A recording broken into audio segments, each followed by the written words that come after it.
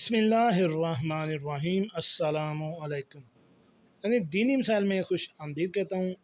آج کی میری اس ویڈیو کا موضوع ہے نماز کے مسائل۔ 3 مسائل ہیں، بہت ہی اہم مسائل ہیں۔ ایک مسئلہ یہ ہے کہ بیٹھ کر نماز پڑھنے کی صورت میں رکوع کی حد کیا ہے۔ دوسرا یہ ہے کہ تشہد میں انگلی اٹھا کر کس لفظ پر گرائی جائے۔ اور تیسرا مسئلہ یہ ہے کہ عورت اور مرد ایک مصلی یا چٹائی پر نماز پڑھ سکتے ہیں یا نہیں۔ تو چلیے ناظرین، چلتے ہیں تینوں سوالوں کے جوابات کی جانب۔ ناظرین، یہ میری کتاب کا حوالہ ہے، خواتین کے مسائل اور ان کا حل۔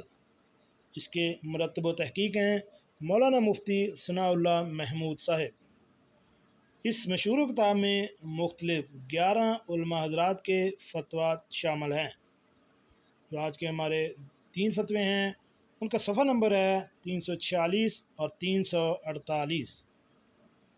تو سب سے پہلے ہم جاتے ہیں پہلا مسئلے کی تفصیل کی جانب۔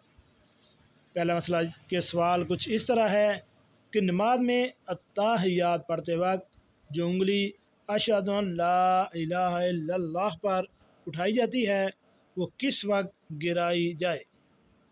اس سوال کا جواب یہ ہے کہ شرع منیہ میں امام حلوائی سے نقل کیا ہے کہ لا الہ پر انگلی کو اٹھائے اور الا اللہ پر انگلی رکھ دے۔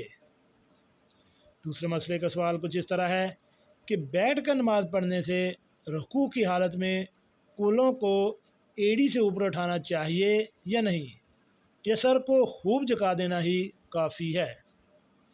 تو ناظرین، سوال کا جواب یہ ہے کہ سر کو خوب جھکا دینا کافی ہے، اور رکوع کی کامل حالت بیٹھ کر نماز پڑھنے کی صورت میں یہ ہے کہ رکوع میں پیشانی گھٹنوں کے مقابل ہو جائے، لیکن اگر تھوڑا سا بھی سر کو جھکا دے کہ ساتھ ساتھ کچھ کمر بھی جھک جائے تو یہ بھی کافی ہے۔ تیسرے مسئلے کا سوال یہ ہے کہ ایک چٹائی پر مرد و عورت خواہ منکوع یا غیر منکوع برابر کھڑے ہو کر نماز ادا کریں تو نماز ہوگی یا نہیں۔ ناظرین، اس سوال کا جواب یہ ہے کہ اگر ہر ایک اپنی نماز علیحدہ پڑھتا ہے تو نماز صحیح ہے اور ہو جائے گی، مگر اجنبی عورت کے برابر کھڑا ہونا برا ہے، یعنی نامناسب ہے۔ اور اگر نماز میں شرکت ہے، یعنی اکٹھے نماز پڑھ رہے ہیں، تو نماز نہ ہوگی۔ جی ناظرین، کیسے لگی آج کی ہماری یہ معلوماتی ویڈیو؟ اپنا اور اپنی فیملی کا خیال رکھیں، اور ایسی معلوماتی ویڈیو حاصل کرنے کے لیے میرے اس چینل دینی مسائل کو